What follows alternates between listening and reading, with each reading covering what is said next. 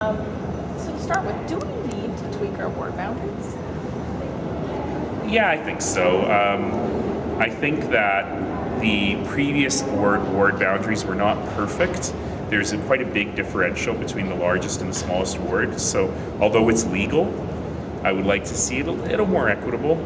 And I feel that we now have the technology and mapping software to be a little more sophisticated in those scenarios. So I'd be happy to see a ward boundary commission in this term.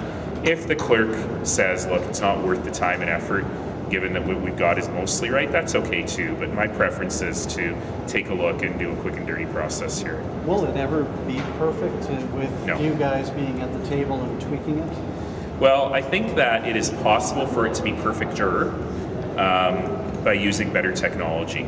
And the real challenge we had last time is we asked the committee did a great job, the citizen volunteers, but we asked them a lot of questions about, well, what would happen if, how about this, and they just didn't have the ability to run multiple scenarios, and so they were a bit limited in their decision making. And so I'd like to see something a little more sophisticated, and I think we've got the technology to do that now. And with ward boundaries, always comes the talk, and the last commission dealt with it, saying no more new councillors, no talk about it till after 2021. You're still good with that time frame? Yeah, I'm good with it. I think that our councillors are very effective, even though they do have among the largest populations of any politicians in the country. In fact, interestingly, since we're in the middle of a provincial election, there are twice as many MLAs as there are councillors. So basically the MLAs look after half as many people as the councillors do. So that's a decision the council needs to make. I just want to make sure that the councillors are well supported and able to do their work. On electronic voting, that one seems to be a no-brainer. Why did you say you have concerns about it? I don't like it. I don't like it for a couple of reasons. Let me tell you why I love it. I love it because it could go directly into the open data. So if people really wanted to know how did my representative vote on something, then it's very easy for them to figure that out. And I think that's good and powerful and important. The challenge I have with it is much more tactical. It takes more time. Right now, if it's a unanimous vote, I just say, are we all agreed? Or if there's one or two people that are opposed, it's real quick. And bluntly, I like the drama of the roll call vote. And I think that it's important that although the mayor's job is not just to be a tiebreaker, that the mayor's role is to try and reflect the will of council, and voting last is actually an important part of that, which is something that you wouldn't be able to do with electronic voting the way it's currently stated. I strongly suspect that there is an easy way to solve this problem where you can get the open data and you can get the benefits of that, but not lose the benefits of our current system. So that's what I'd like to explore with the clerk and think about how to do that. So for example, could you do an electronic roll call vote? In other words, everyone votes one at a time, but the voting is captured electronically and covered that way. So that's one way of thinking about it. Will there be enough information, like the results of the vote go up, but will there be the information to explain what was actually voted? Well, yes. I mean, that exists now. Of course, sometimes the motions that we put forward are a bit arcane and hard to understand. That never happens. So I don't think we'd be able to fix that problem with electronic voting.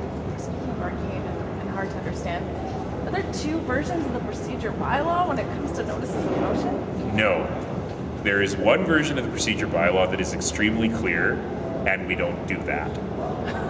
So where did we land on that, by the way? Are we changing how we do receive notices of motion? Yeah, we're going to have some criteria brought forward to committee in July, and the idea there is to what I really heard around the committee floor was there's an opportunity for Priorities and Finance Committee to look at the notices of motion, make sure they meet certain criteria, make sure they're ready for prime time before they go on to council, and I think that's probably a good idea. What kinds of stuff are you going to look at or to do with in-camera meetings? What kinds of stuff are you guys going to be looking at? There's just a number of real procedural changes to how we do closed meeting sessions that are being proposed.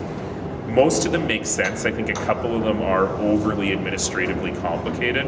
So for example, having to have a list of people approved in advance who are in the meeting, as opposed to just putting the list of people in the minutes as we do now, strikes me as just overly cumbersome. So those are the kinds of conversations we have to have. There was a joint notice of motion discussed between you and Councillor Farkas. What was that? Oh yeah, so part of the provincial government's campaign finance reform legislation gives cities the right to require candidates to disclose their donors before the election.